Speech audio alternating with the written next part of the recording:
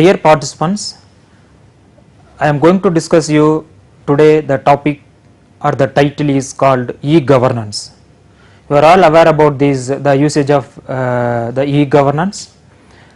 We can use in our own personal way or the public way or official way with the usage of information communication technology. In this unit or in this session, that we have the aspects which we are going to discuss is the concepts and the components of the e-governance, the role of e-government and e-governance, particularly keeping on this the today's world, how it is being useful in the society, the public organizations, with a special emphasis on how it is the information which is going to be sharing or the information is flow, and we are also have to have that understanding about the need and benefits of the e-governance, and we are also going to have an information about the critical success factors in the e-governance. You know the word e-governance, which is derived from the Greek word, which is the simple meaning which says that to steer. Daily we are hearing about the governance. It is nothing but act of governing. Even the simple meaning or the dictionary meaning says that to rule a country or to control or direct the public affairs for a city, it is the simple meaning of governance. Why we are telling about the e-governance, how it is different from the ordinary governance? You know we are in the world of information and communication technology. We can have that what is called lot of new media tools which is being often used to share our information to the one end to the other end.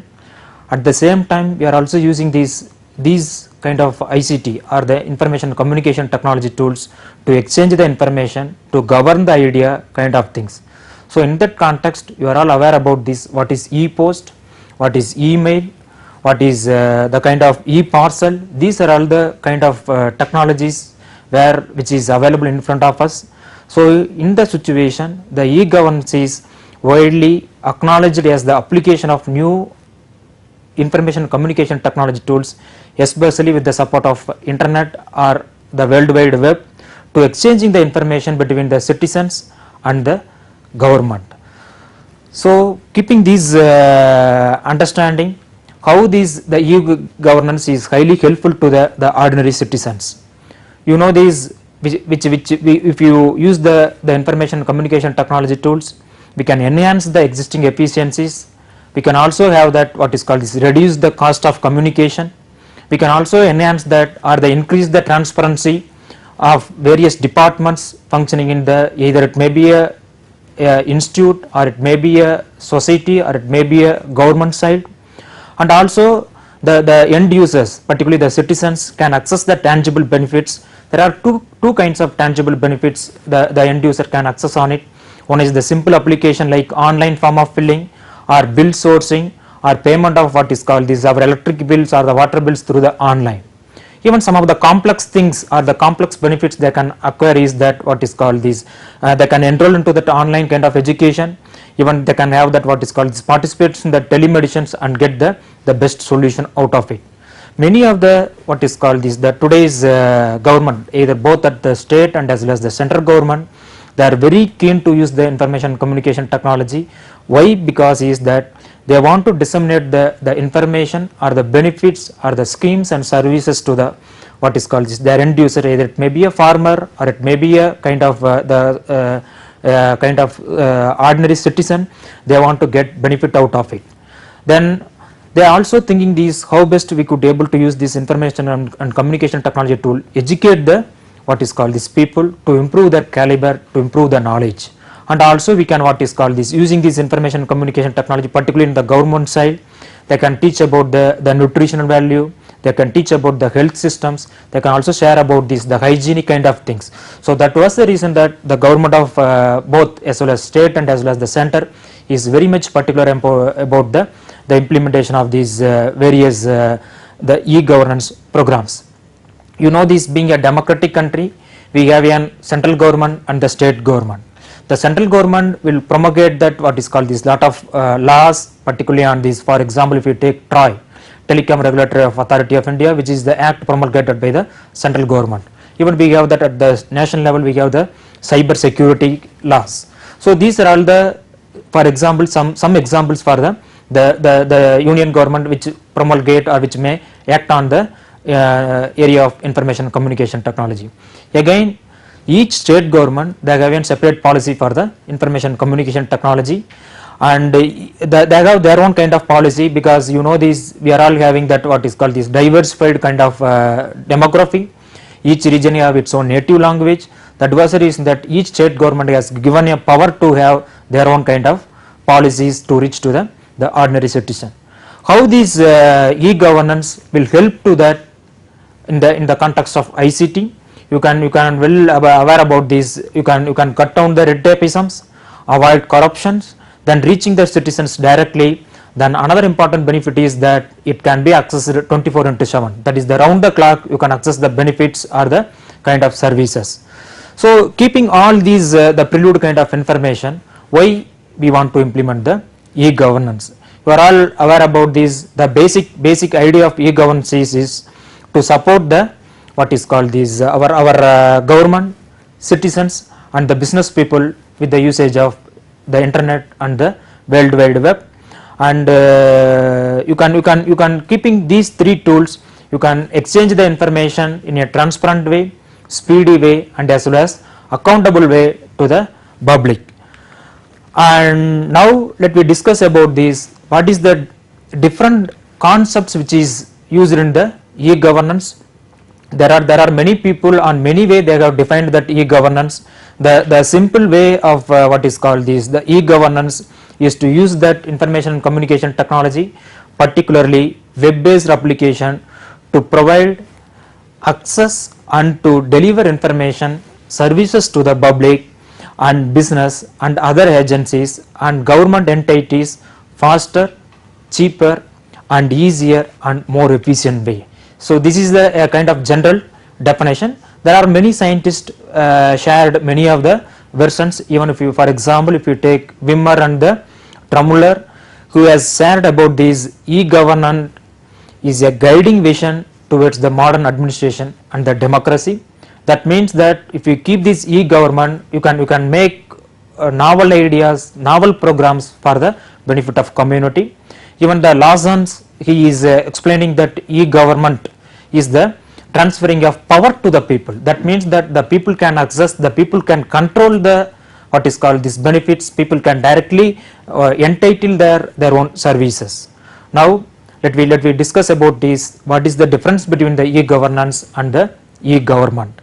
E-governance is a broader topic which deals the whole spectrum of the relationship and networks within the government regarding to the usage of various information and communication technology applications. So what is the e-government? E-government is a narrower discipline which deals that development of online services to the citizens, particularly as I previously informed you that the e-agriculture, the e-passport, the e-tax, e-transportation, e-health, the online filling of what is called this our income tax, these are all the part of e-government. Then how this e-government is going to be useful to that our society? It is an administration where the citizens can avail that the government services such as land records, filling of the taxes and so on. There is an organization called World Global e-Government Readiness Report, which says that we have to change that our normal government situation to that what is called this the managerial authority to the leadership and the multi-centered government. We also have to change that what is called this our bureaucratic to that participatory. We have to also make a shift from that what is called this authoritative to the accountable. We have to also make an what is called this a kind of vision, a monopolistic to be the a kind of competitive and innovative way.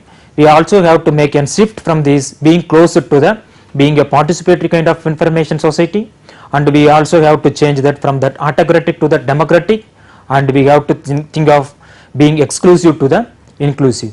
So these are all the ways where we can able to what is called this harness the major benefits of the e-government.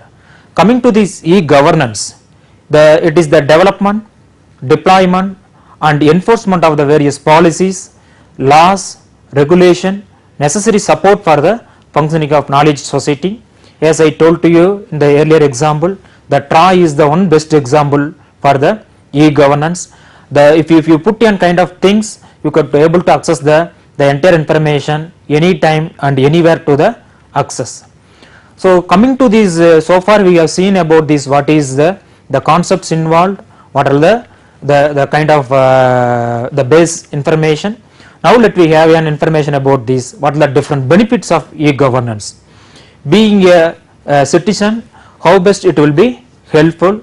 So e-governance can take as a potential tool to bring the citizens closer to the governments. We can have that some of the what is called this direct benefits. There are list of direct benefits are there, and it is very easier, faster and more convenient services, and fast processing, shorter wait. There is no need to stand in front of the office or the queue. Even what is called this reduce your transport cost, avoid the way what is called this wage losses of the daily wage earners.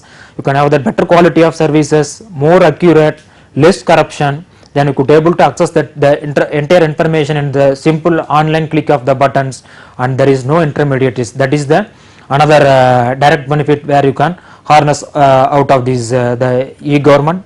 Some of the derived benefits also there is the list which is what is called this keep on, you can add on it.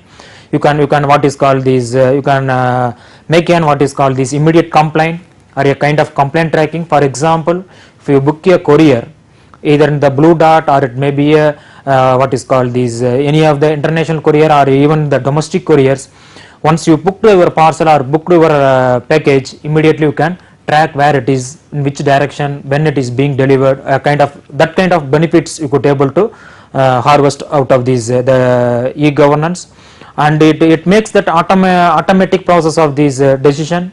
The entry point is very simple. Then what is called this, you can track the situations, that provides the documentation and easier to fix the responsibility. Then it enables that what is called this unbiased sampling. You can have that more of what is called this the derived benefits, and you coming to this the last benefit is called as the social benefits.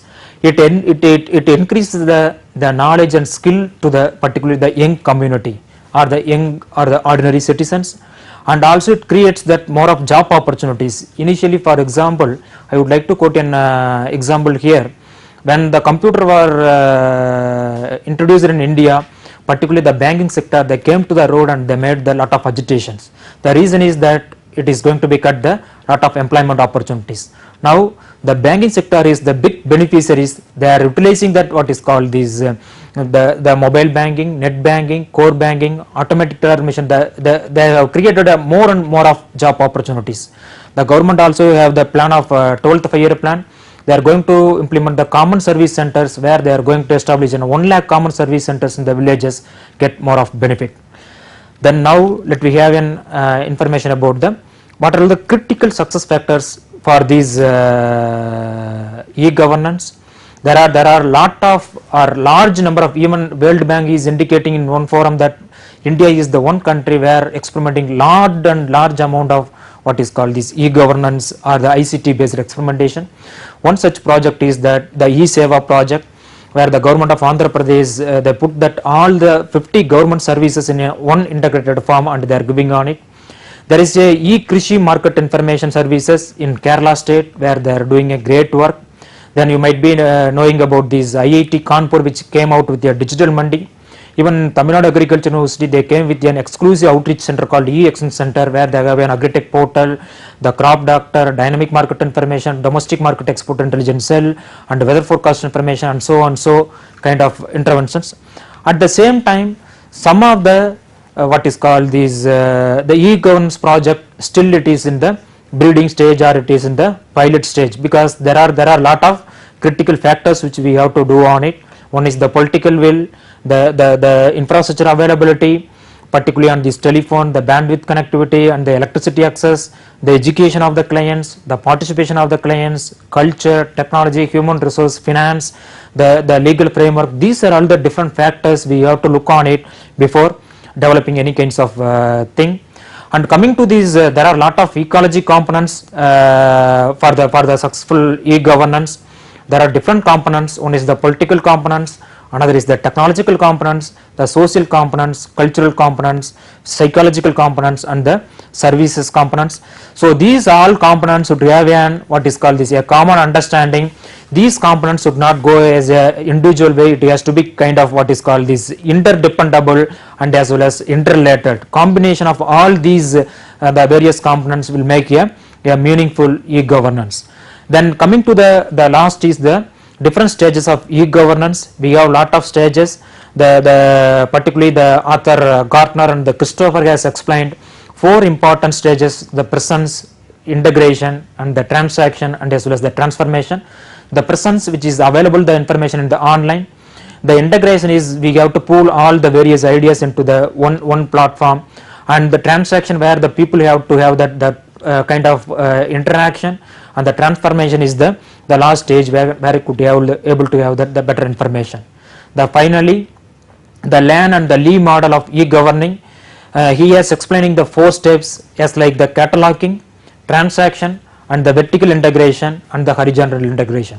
What is the cataloging? As you know, this the most of the informations, the online informations, we have to catalog it. Okay, for example, if you take a portal, we have to put the agriculture, horticulture, and the various components of the discipline. The transaction, it is a kind of two-way kind of communication where electronically we have to transact it. The vertical integration is nothing but all the subjects. For example, if you take agriculture or if you take tax within the state, within the country, or within the district, or within the panchayat, you have to integrate all the vertical. Then you have to think of the horizontal way, that is the replication to the other locality. So friends, now we are in the end of our presentation. We have discussed about the usage of information communication technology, and we also discussed about the various concepts like what is e-government and what is the e-governance and how it is going to be helped to the ordinary citizens. We also studied these discussed about the difference between the e-governance and the e-government. We also had a lot of interaction about these the advantages, the direct advantages, what is called this the derived advantages and the social advantages. We also discussed about the various components of the different authors. We also discussed about the different stages. I hope you might have enjoyed this session. You have a lot of doubts also, that we have a lot of interaction.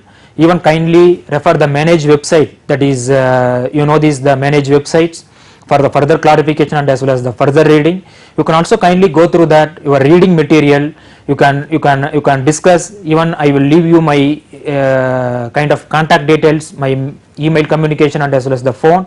Even at any point of time, if you have any kinds of clarification, we are ready to provide the information. Thank you.